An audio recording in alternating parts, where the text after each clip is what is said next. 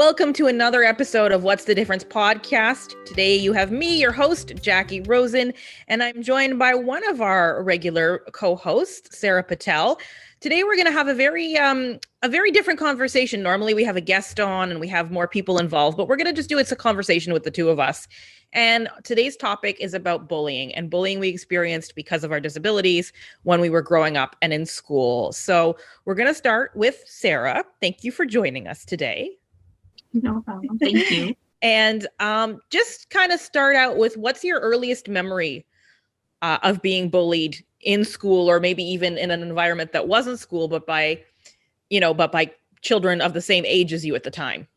Well, I feel like my earliest memory being bullied, or what I considered was being bullied, was fairly young. I would say around maybe 10 or 11, or maybe even a bit young. Sometimes, when we don't like good experiences, our brain likes to block those memories out. Absolutely. But yes, I would say around as a very young child, unfortunately, I was sort of experienced signs of bullying. Was it more just like verbal, or did it ever turn physical?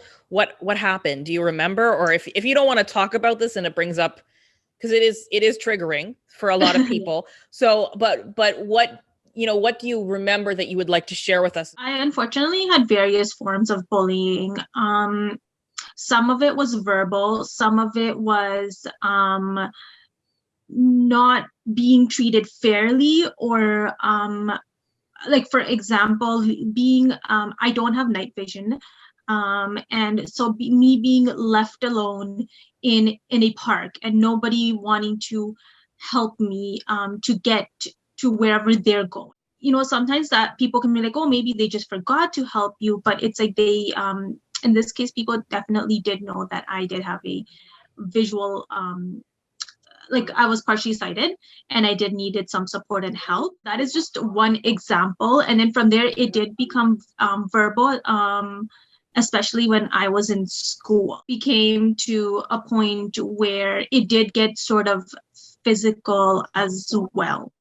What did you find was the toughest age for bullying? Like what was the point where you think it reached like the absolute high point? I would say when I was a youth or beginning, like adolescent, I did go to a integrated school in elementary, where they had a specialized program for people that were blind or partially sighted to learn Braille. So it wasn't exactly like going to a full blind school like W. Ross, but it was a day school. So it was just they had a specialized program, specialized classes for people, for children to come and do their schoolwork, but they were also integrated into the regular classes as well. When I started middle school, I came back to my home school.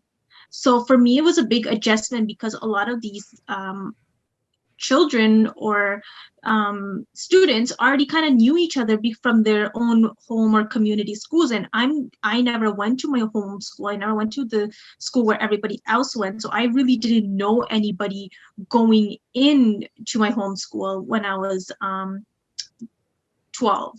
I think they wanted, and I've mentioned this in a past episode in the first season, that it was the recommendation of my elementary school that I go to a specialized school, something like what is now Holland Bloorview. But at the time, my mom yeah, I know Holland Bloorview really well. Yeah, my mom pushed for me to be in an integrated public school with other kids that did not have disabilities. And I think for me, the toughest part was because my mom had to be so involved in everything. I did have an assistant. I had an assistant that was hired for me and for a boy with cerebral palsy in the class. And she took care of both of us. But people made fun of me, I think, because they saw how close I was to my mom.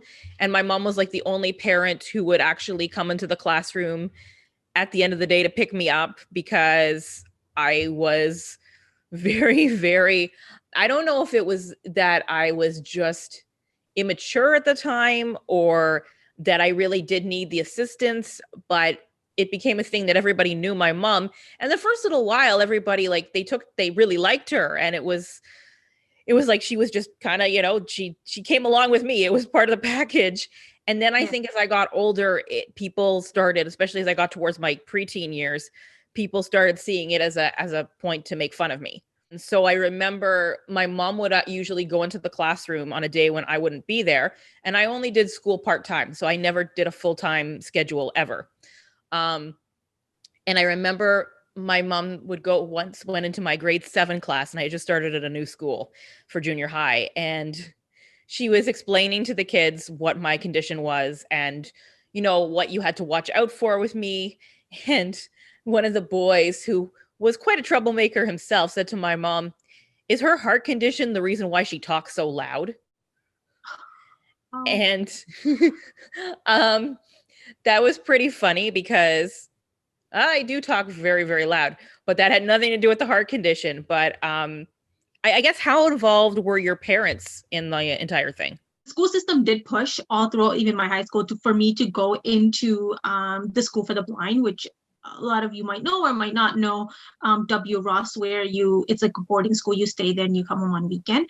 My mom said, refused to put me in that. She said, nope, my daughter she has to learn to be able to adapt and grow in an integrated society. She cannot be in a school where, there's everybody there. And then when she comes out, she's going to have a hard time adjusting to other, quote unquote, normal people or regular people. So, but yes, I went as a child in elementary school. I did go because, at that time, obviously with technology and, everyone knowing what they knew, they thought for me to learn Braille was the best option because of my eyesight. And we didn't know at that time how fast it would deteriorate, what it would be long term. So this is why as a child, I went to an integrated school to learn Braille, to have that skill set for the rest of my life. Even in that school, my mom did have to actually do quite a bit of advocating for me, because unfortunately, now that I think about it and talking to my mom, being in grade 1, I actually experienced racism as well. As a small kid, you just want to be fit in and liked and be accepted. And so my mom did have to basically, advocate for me. There was like a few incidents like in my grade 4 and 5 where I was getting bullied or how I was being treated, and she had to contact the higher ups and then all that sort of thing. Moving on to like middle school, that was a little bit, they weren't as involved, I would say, as they were supposed to, because at the end of the day, I was able to come across as looking quote normal. And for me, it was the white cane. Like if I were to take out that white cane, automatically I'm identifying myself as a person with a disability. Surprisingly, in this case, my mom always did push me and told me I need to use my white cane. It was me that was rebelling against that. I get that too. I get that because I mean, and as a matter of fact, for our listeners, Sarah and I had a quick conversation about this before we started recording, about how for those of us with invisible disabilities, all it takes is one little thing to make that visible, and suddenly everything changes. And one of those items is a white cane. When I started in my middle school, they did give me an EA. So that was the biggest identifier, right? Because I have this person that was following me around and coming with me to all my classes. And I had someone with me in gym class. And let me tell you, I did everything possibly I could to get myself away from that and like run away, because I just didn't want it. Like the last thing you want to be labeled as in school is like a teacher following you, because automatically kids just assume that you have like a some sort of disability. And a lot of times, unfortunately, they just think you have like a developmental or cognitive disability. And the other thing is too, is that kids, if they see a special assistant with you, they might think that you like are a nerd, or that you're really special as far as, oh, I get really good grades or something like that. And they might see you as a threat, with extra help. Cause I know like I had an EA as well. Like I just mentioned a few minutes ago, and she went with me to every single class. And by golly, I loved her. She was amazing. But I mean, I'm sure people saw that and they're like, well, why does Jackie get somebody extra and we don't have any help? And although the EA, she would help other kids too. She was amazing. But, you know, I wonder if they thought, oh, she's just going to get better marks because she sucks up to the teachers or something. I have no proof of that, but who knows what I don't think, no, I don't think necessarily that was the case for me. I will have to say though that one of the vice principals those 3 years of my middle school became my advocate and sort of became my best friend, really helped me to grow. So in that sense, maybe I think people thought that I was sucking up to the principal and then, you know, being a teacher's pet or whatever. She did whatever she could whenever she saw the bullying happen and stop it and prevent it. But there were certain times where it just happens under their nose, right? For example, like when I would be in the cafeteria, or when I would walk into the cafeteria, people would put garbage cans in front of me or things in front of me so I could trip and fall and then laugh at me. Or when I did use my white cane, they would purposely kick my white cane so it would fall on the floor, and then I am like trying to look for it. And I had people calling me, "You're faking to be blind. You're not blind," and a lot more. When I was in grade 8, actually when this person, and it got to a point where they actually would follow me home, or they lived in the same area and would throw rocks and things like that on my window and call me a blind beep beep. It was really hard because at this point it's happening off a school property. They can't really do anything about it. But actually one of my grade 8 teacher said, well, you're instigating this. So I kind of, at that time, I was a bit passive aggressive. I didn't really speak up. What would happen if someone did something that I didn't like or that I was hurt by or made fun of me, I would just walk out, or I would just close up, or just leave the room and hide somewhere, and then someone would have to come find me because I can't be found. So I wouldn't say or lash out. There's been very few times where one time or a few times now that I think about it, was probably not the wisest thing to do, but I was just so upset that I just threw my cane in the cafeteria because someone was, making fun of me and saying so much. I bursted out into tears, and that's already embarrassing because you don't want to be, everyone's looking at you. Mm-hmm. I just threw my cane and I walked away. Saying this a little bit with a smile or, laughing about it. And I guess this is just the way I've kind of learned how to deal with it. But actually experiencing and going through it was the most hardest and darkest days of my life, or of my school years. They weren't the greatest. They were not the happiest. I was not in a good place, but I will say that I did have a few really good support systems that were looking out for me and were trying to do the best that I could, because I was also since I was the thing is that I was the only child in my middle school that had a visible disability, or considered to have a visible disability. So even the school and the school staff didn't even know how much they're supposed to do or what to do and what not to do. That's why they're like, oh, she needs to have an EA. She needs to use her white cane and all of these things. So if for them it was like a big learning process too, and for that, like I was a smart kid and stuff, but because of my disability they put me in a special ed program.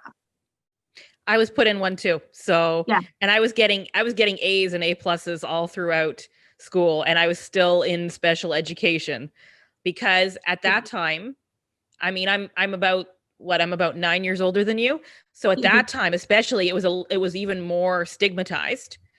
And my experience actually has been I don't think it's been quite what yours has been, but it's been similar to the effect of I was really made fun of, I guess, between grade 5 and grade 10.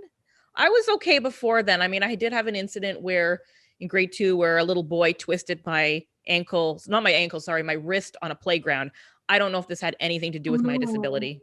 But I was probably fine, but I cried and cried and cried, and I don't remember what happened after that. I hope that the the little boy who twisted my wrist and is now 36 years old is doing well. But I remember in grade 5, I was so behind in milestones, as in like I played catch up because I had been so socially isolated from other kids. And, everybody's been socially isolated for about a year now because of COVID. But Yeah. that was my life when I was growing up. It was Yeah. like what everybody's experiencing with COVID now is what I had for the first maybe 5-6 years of my life. And so I didn't know how to interact properly with kids. And I'm also an only child. So that doesn't help. I didn't have brothers or sisters to learn from. And so when grade 5 came around and all the girls were already into boys, and I was still like, playing with my Barbie dolls and all that. And I was made fun of because I knew nothing about sex. So I was Yeah. constantly made fun of because I wasn't interested in boys at that time at all. Couldn't have Yeah. cared less. Yeah. I was yeah, I was slow because I was very small and petite because of my heart condition. I was really slow to develop too. So I didn't go through puberty till I was much older. So because of that, I was left out a lot and made fun of. And then I think it got worse in grade 6, where pretty much all the boys in my class made fun of me. Not the girls, but the boys. And then grade 7, 8, 9, and 10 were absolutely brutal. As Oh I said, yeah, I don't, even for me. yeah, I don't think I had quite as bad an experience as you did, because yours sounds awful. But I do remember boys in grade 8 playing monkey in the middle with my medication when I was trying to take my puffer, because I took an inhaler for my, my reactive airway disease every day at a certain time. And when I needed it, the boys were playing monkey in the middle. And the unfortunate thing, and I mean, I'll wrap it up, that basically grade 9 was when I was shoved and pushed against a wall and held by a very popular girl. Grade 10 was probably the last of it, and then it phased out after grade 10, and I wasn't made fun of anymore. But what I will say is that, unfortunately, because of my experience, and you said you became passive aggressive, I did something even worse. I started bullying other kids because I wish I had the guts to. Yeah, I didn't know what to do. So I started bullying other kids. And I mean, nobody probably, the kids that I bullied are watching this anymore, but I do want to apologize, because it was basically because I didn't know how to deal with my own situation.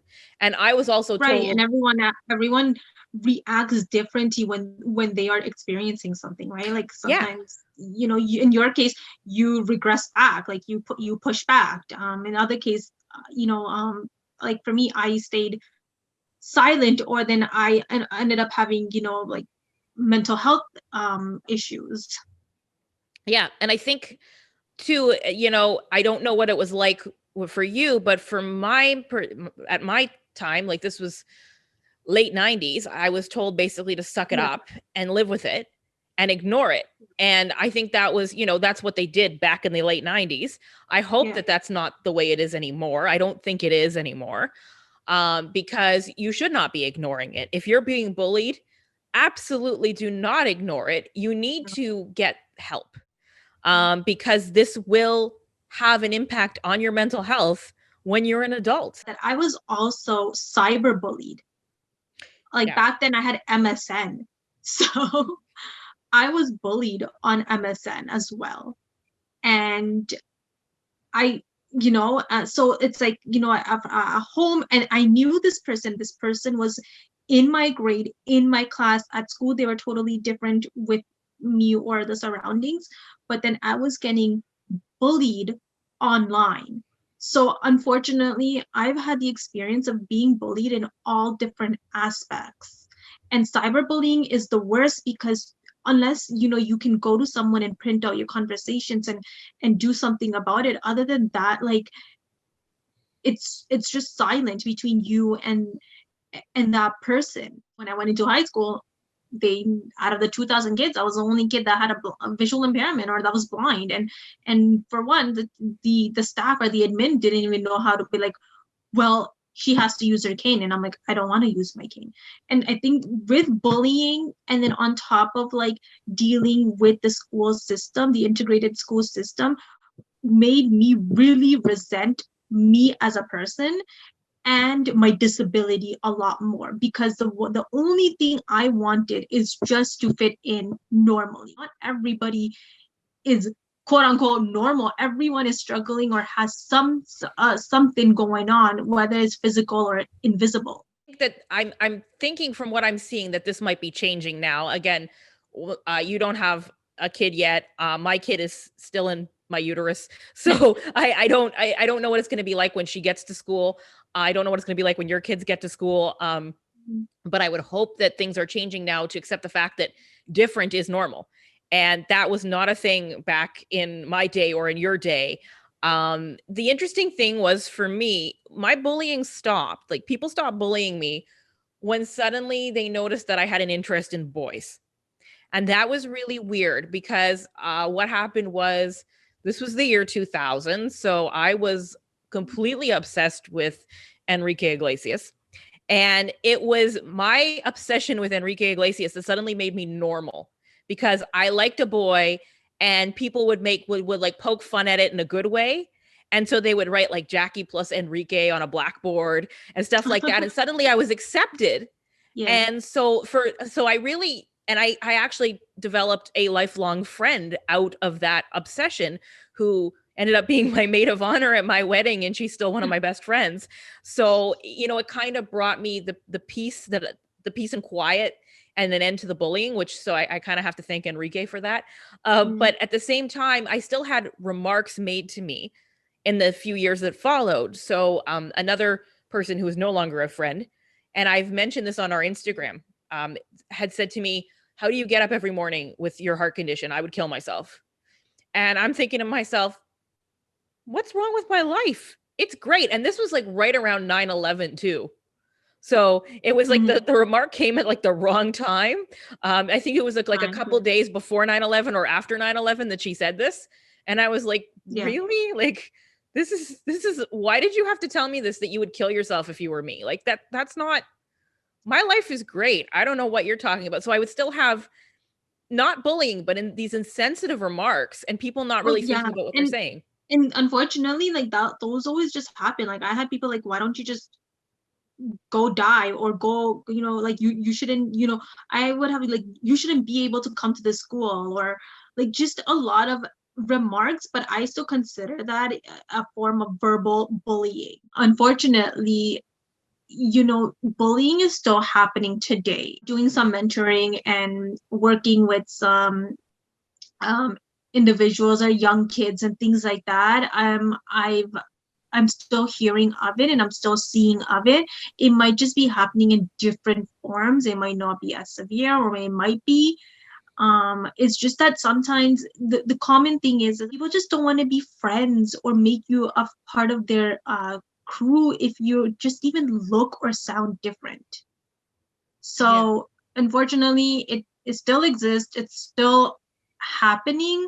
I hope that that schools are doing more awareness and educating, and having more kids that have any type of physical disabilities be integrated and talk about it and things like that. But the end result is it's still happening. I've heard it, I've seen it, and it breaks my heart to know that children and young people are still facing this still on a daily basis. And you know what? It can happen to adults too, because I was constantly bullied by my first boyfriend, who was ashamed of my medical condition. And I have talked about this also in a previous episode, that he was so ashamed of my medical condition that when I mentioned it to someone, an acquaintance of his, and just lightly that I had I had bad lungs and I needed an inhaler, he flew off the deep end and he was like, you shouldn't be telling her this. This is not.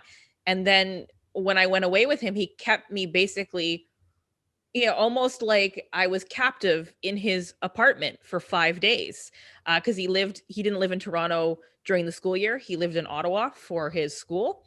And so he took me to Ottawa and he didn't want to show me off to his friends. He was ashamed of my medical condition. And, I think about now all the things I could have said to him, and that I probably should have broken it off, way earlier than I actually did. It took me a long time to get the courage to break it off. Yeah, but he was ashamed of me. So this can happen still when you're an adult.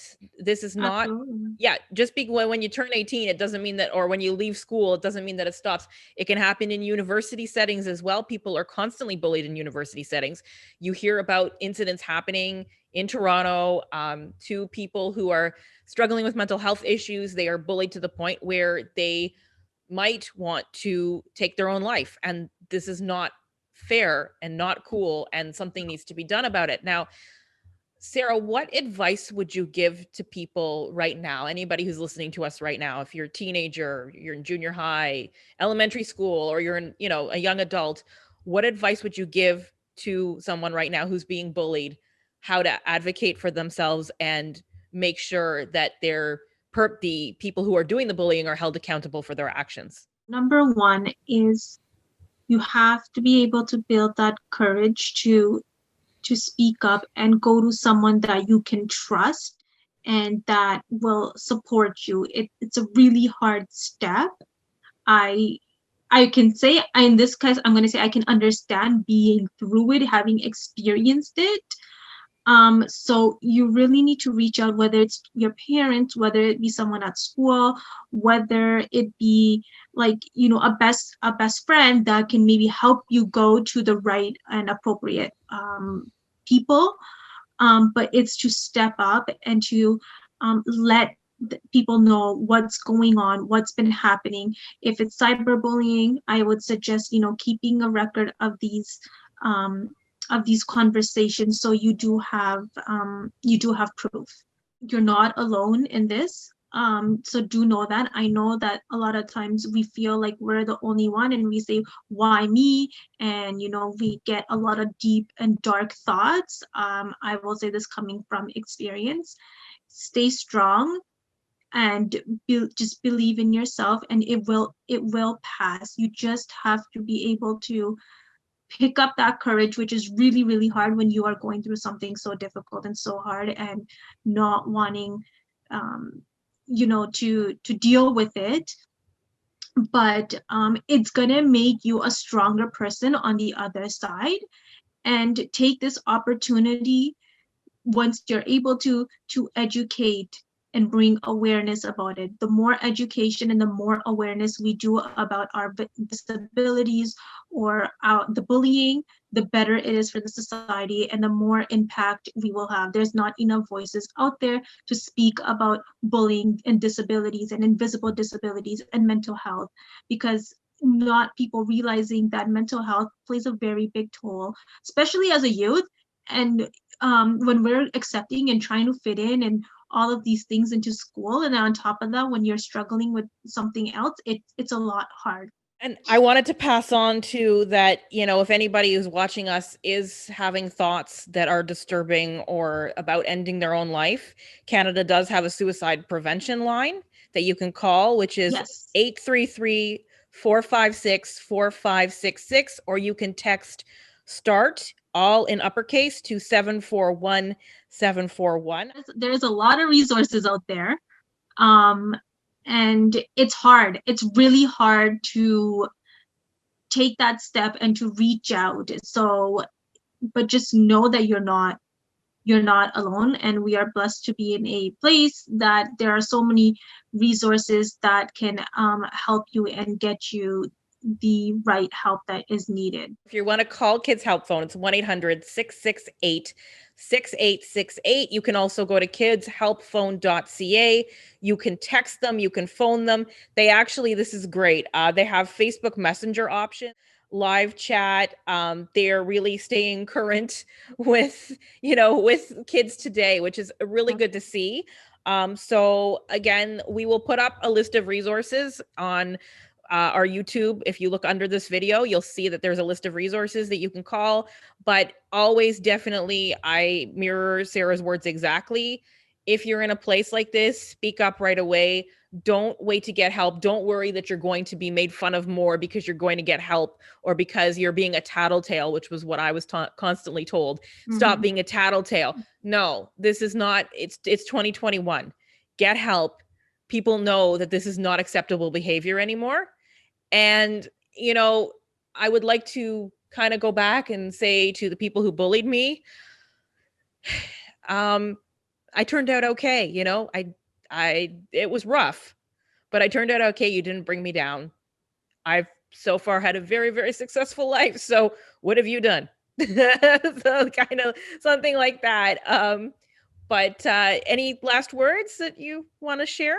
Anyone that's coming from a different background or a colored background, you know, there is a lot of stigmas and things around that as well. So, you know, you can do it. We need to be the voices and speak up and put an end to it. Sometimes in some cases, you know, parents might not be the right option. They might not understand or they might not know how to help. So knowing where, you know, finding a safe place, finding someone that you trust that is safe to go to them, and you're not going to be considered a tattletale. You're not going to be considered that you did anything wrong.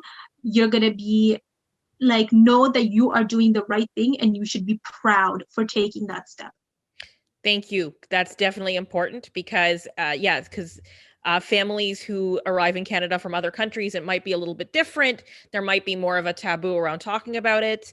I know, like, even with my family, it was, and my parents were both born in Canada, but still it was a generational thing coming from baby boomers. If you were made fun of, you just ignore it. So, you know, that's really good and definitely don't be afraid to speak up if you're going through something like this. It doesn't matter what community you're from, what color your skin is, what other things you might have in your life, whether you're straight, gay, lesbian, bisexual, transgender, or non-binary, you have a right to speak up, and you have a right to not be bullied, and you have a right to feel safe.